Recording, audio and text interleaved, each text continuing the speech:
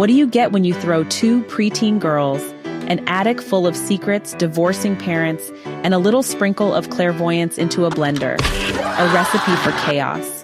The kind of chaos that makes you wonder, maybe the real mystery isn't in the attic, it's in the heads of these kids. And oh, trust me, these kids, they are something else. Buckle up, because today I'm taking you on a journey into a world where adults are selfish, children are scary smart, and skeletons, well, let's just say they don't always stay buried.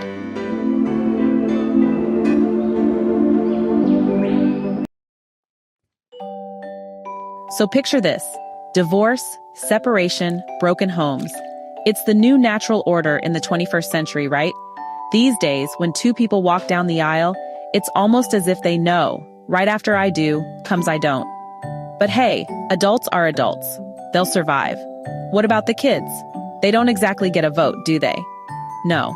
Instead, they get the same old tired line. Sometimes things just don't work between people. Cute, huh? Not for the kids. They become collateral damage in a war they didn't start, and that's where our story begins. Meet Ajuba Benson, 11 years old, Ghanaian, a sweet little girl who just wants stability, but life says nope. Her parents' marriage?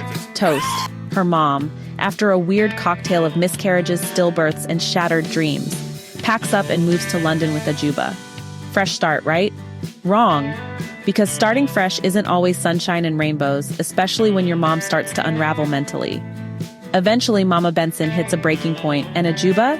She's shipped off to live with her dad, Michael Benson. Great, right? Except Dad has plans, big Roman plans. So what does he do? Dumps poor Ajuba in a boarding school in X, because, parenting from Rome is totally a thing. And I'm the student. Enter Polly Venus. Yes, Venus, like the goddess of love, only let me tell you, Polly is no goddess of anything. She's a walking storm in glitter sneakers. Her parents? Peter and Isabel, your typical cosmopolitan American couple trying to find themselves in London. They buy a big fancy house near X called Graylings and send Polly to the same school as Ajuba. And oh boy, the day these two meet, sparks fly. Not the romantic kind, don't worry, but the best friends forever kind. They click instantly. And before you know it, they've got a little gang going with another girl, Beth. And these three? Oh, they're about to give Sherlock Holmes a run for his money. Oh, forget him, he's an idiot. Now here's the thing, Ajuba, she's the lonely one. No family to go home to during holidays. So Polly invites her to Graylings. And Ajuba, she's thrilled. I mean, who wouldn't be? Big house, loving family vibes.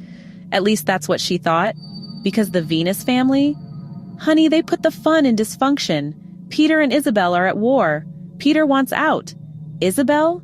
She's clinging harder than Wi-Fi in a concrete basement. Polly? She's team dad all the way. So much so, she's practically auditioning to be his lawyer. She hurls insults at her mom like they're free samples, throws solid objects at her, yep, actual projectiles, and makes it her life's mission to break her mother's spirit. And Peter? Oh, he's loving it. Does he step in? No. He just sits there enjoying the drama like it's Netflix. Meanwhile, Theo, the older brother, is too busy with his girlfriend Sylvie to care about anything. So here's Ajuba, already emotionally wobbly, thrown into this household of chaos. And then the bones happen. Be snakes. One day during one of their attic adventures, because of course kids in stories always find the creepiest spots in the house, Ajuba, Polly, and Beth stumble upon this package tucked away in an old piece of clothing left by the previous owner, Miss Fielding. Inside tiny bones, and these kids, they're like, ah, kitten bones. Adorable, right? Wrong. Because soon it turns out these aren't kitten bones. Oh no, they belong to something else. And because they've been binging this mystery series called True Murder, they're not about to let the adults have all the fun. Nope. These little detectives decide to run their own parallel investigation. Forget schoolwork, there's a possible murder to solve. So they start snooping, questioning people, including Miss Edith Butterworth, Miss Fielding's closest friend. And let me tell you, if gossip were an Olympic sport, Miss Edith would have taken home gold. But as the mystery deepens, the family drama intensifies. Polly becomes even more unhinged, throwing epic tantrums, hurling insults, declaring war on her mom. Seriously, Polly makes Wednesday Addams look like a Girl Scout. And Ajuba? She loves Polly unconditionally. Even when Polly's being a monster, Ajuba's there like, you do you, girl. It's sweet and a little scary. Now let's talk about Ajuba. Sweet, conflicted Ajuba. She's got issues of her own. For starters, she despises her father for leaving her mother, but get this, she loves Peter, Polly's dad, who's basically doing the exact same thing to Isabel. Hypocrisy much? Ajuba wants Peter happy, but couldn't care less about her dad's happiness.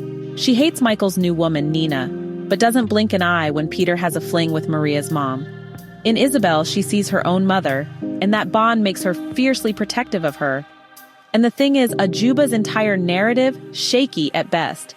She's what you call an unreliable narrator. She filters everything through her biases.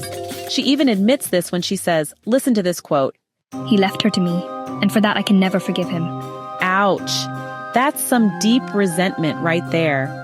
And speaking of inconsistencies, Ajuba once said her mom was imagining things about her dad's cheating, claimed he wasn't unfaithful at all. But later, when talking with Polly, she says, "Yes, some fathers are like that. It drives my mother crazy. Does Isabel go crazy as well?" Polly nodded. Yeah, she doesn't understand Peter like I do. "Just like my mother. Yeah? She hates it when Pa has girlfriends. She says some men can't help themselves. Then she cries. And when she stops crying, she says they're weak, like children." So which is it, Ajuba? Was Papa a saint or a sinner? Even she doesn't seem sure. Now, just when you think things can't get any weirder, Ajuba starts having visions. Yeah, like psychic stuff. She sees things before they happen, like Polly's death. Did she really? Or is it her mind playing tricks? Was it foresight or just post-trauma rewiring? We'll never know. But these surreal elements add a haunting layer to the story. And honestly, it's creepy in the best way. And all this chaos, this drama, this eerie mix of childhood innocence and psychological complexity happens in Yaba Badoe's True Murder. Let me tell you, this book is a ride. It's raw, it's real, and it's heartbreaking. On the surface, it's a mystery, a story about bones in an attic. But peel back the layers, and it's really about family breakdowns and what divorce does to children. These kids, they're not okay. They're shaped, twisted even, by the selfishness of the adults around them. And the sad part, that's real life. Polly, woo, that girl is a piece of work. She's rude, rebellious, cruel even. But can you really blame her? Her world is falling apart. Her loyalty to Peter, her hatred for Isabel, it's all survival. And Ajuba, her contradictions, her love-hate dynamics, they're so human, so messy, which makes her both relatable and frustrating. Themes? Oh, there are plenty. Divorce and its ripple effects, childhood friendship, how intense, how obsessive it can be, the search for belonging. And then there's this subtle exploration of truth, how it shifts depending on who's telling the story. Because with Ajuba as our narrator, you're constantly asking, can I trust her? Now, the suspense. The Attic Bones storyline had potential to be Stephen King-level creepy, but it didn't fully go there. The payoff felt restrained.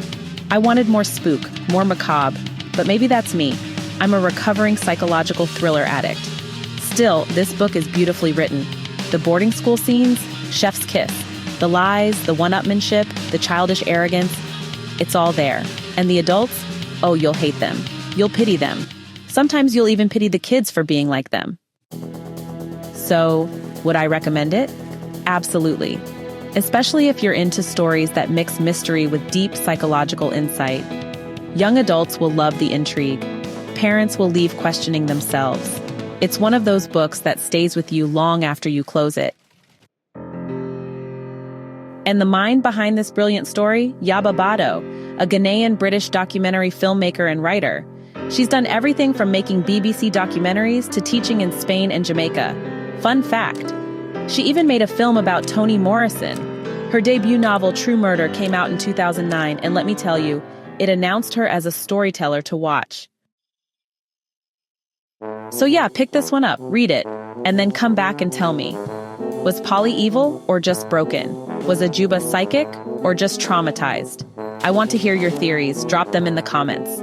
And hey, if you like this breakdown, hit that like button and subscribe for more deep dives into stories that make you think, feel, and maybe lose a little sleep. Until next time, keep reading. Hey, thanks so much for hanging out with me today. If you're interested in diving deeper into this book, I've left some links down in the description. You can use it to grab yourself a copy and keep the adventure going. And if you're in the mood for more great reads, don't go just yet. Click on one of the videos popping up right now that I think you'll love. And don't forget to give this review a like, leave a comment, or even subscribe if you'd like to see more. Every bit of support helps us grow this little community of book lovers. See you in the next one.